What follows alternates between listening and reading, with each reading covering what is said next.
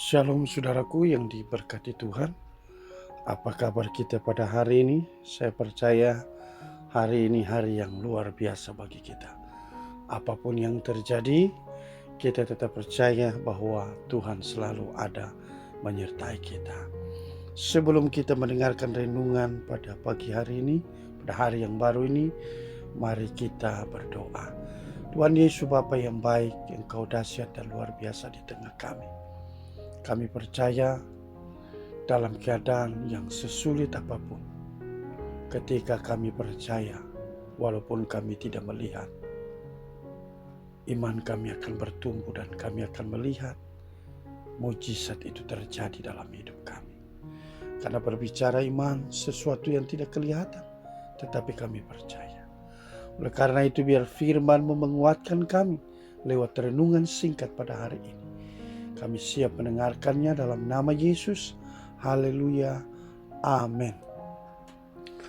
Saudaraku yang kekasih dalam Tuhan Yesus Kristus, pada hari ini, sebelum memulai aktivitas kita, saya mau bertanya kepada kita, apakah kita percaya dalam firman-Nya atau kepada Yesus dalam janjinya? Kalau kita percaya akan perkataan firman Tuhan dalam janjinya, maka saya percaya hari ini kita tetap semangat dalam segala apapun yang kita lakukan dan kerjakan. Amin.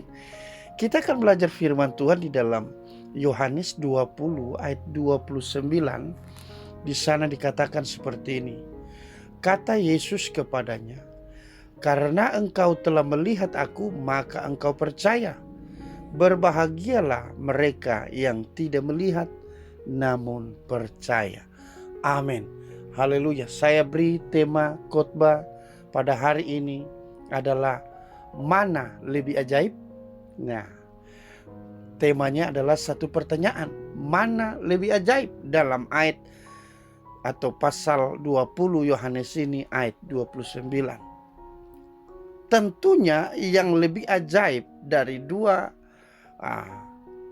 pertanyaan Yesus adalah berbahagialah mereka yang tidak melihat namun percaya. Amin. Ketika Belia Corrie ten Boom, wanita Belanda yang banyak menyelamatkan kaum Yahudi dari kekejaman Nazi, mendengar Sadhu Sundar Singh bersaksi, ketika kecil, Sadhu pernah membenci Yesus, membakar Alkitab, melempari misionaris dengan lumpur. Ia meminta Tuhan menampakkan diri jika dia memang ada. Sadhu ingin tahu apa yang benar, ada surga dan kehidupan setelah mati. Untuk membuktikannya, ia berpikir harus mati dulu. Maka ia berencana menabrakkan diri pada kereta api yang melaju. Tiba-tiba cahaya menyilaukan melingkupinya. Dan seorang laki-laki bertanya, sampai kapan ia akan menyangkal Tuhan yang telah mati baginya?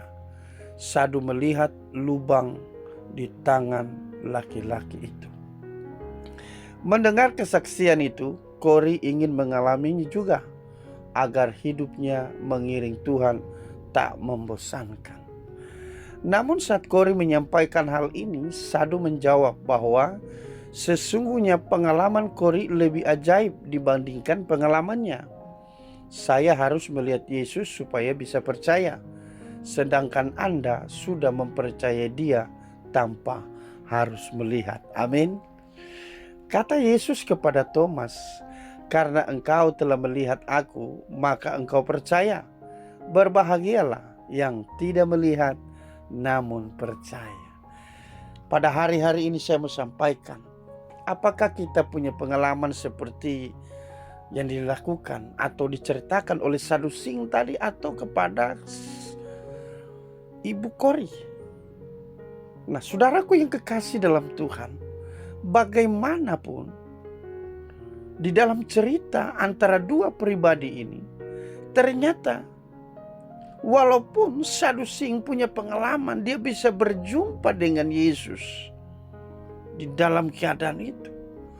Tetapi ternyata Sadhu Singh mengatakan bahwa Yang lebih berbahagia itu adalah Kori. Kenapa? Karena Kori tidak melihat, tetapi dia percaya.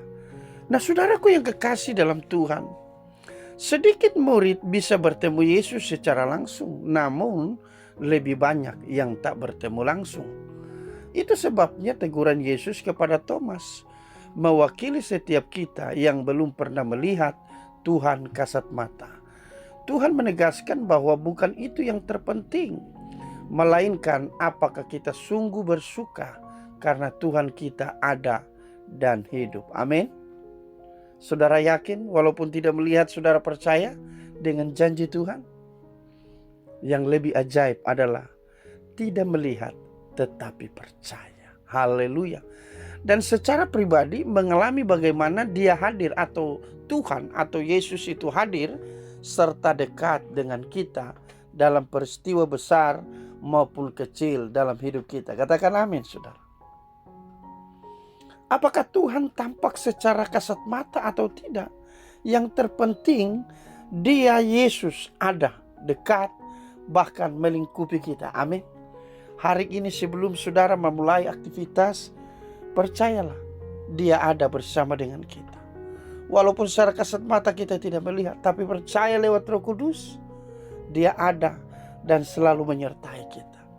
Ingat, dalam situasi kondisi apapun, percayalah bahwa dia ada, dia dekat, bahkan melingkupi kita. Amin. Nah, hari-hari ini biarlah kita semakin dekat dengan dia, semakin dekat dengan Yesus, supaya dalam keadaan situasi apapun kita tidak merasa bahwa Yesus itu jauh dari hidup kita. Nah, bagaimana supaya kita mengalami yang namanya Yesus itu dekat dengan hidup kita? Kita harus membangun hubungan kita dengannya. Amin. Supaya kita benar-benar mengalami yang namanya dia dekat, yang namanya dia ada, dan bahkan melingkupi hidup kita. Sehingga dari perkataan, pikiran, perbuatan kita selalu ada dalam penguasaan diri. Sehingga hari-hari hidup kita, hari-hari yang terus memuliakan Tuhan. Thomas mengalami satu peristiwa. Apa peristiwa itu? Saudara sudah baca tadi, kita baca bersama, bahwa dia melihat, baru dia percaya. Bukan berarti saudara ketika orang nanti melihat baru dia percaya, tidak berarti juga. Tetapi yang sangat berarti adalah Yesus sudah tidak ada di bumi. Alkitab katakan dia duduk di sebelah kanan Allah Bapa. Nah, lewat Roh Kuduslah berikan dorongan kita untuk terus percaya sehingga firman ini hidup. Kalau kita katakan dia ada, dia pasti ada. Kalau kita katakan jadi sesuai firman-Nya, maka pasti jadi. Amin, saudaraku. Tuhan Yesus mengasihi kita, dia berikan kemenangan dalam hidup kita. Percayalah, apapun yang kita kerjakan, lakukan hari ini, terus kita percaya, tidak melihat tetapi percaya bahwa Yesuslah pertolongan yang ajaib. Mari saya berdoa buat saudara. Terima kasih Tuhan Yesus, Bapa yang ajaib luar biasa. Kami bersyukur pada saat ini. Hamba berdoa dalam ketidak melihatnya kami secara lahiriah, tapi dengan iman kami. Kami percaya bahwa Sang Juru Selamat, Kau Yesus Tuhan penolong dalam hidup kami, selalu menyertai kami.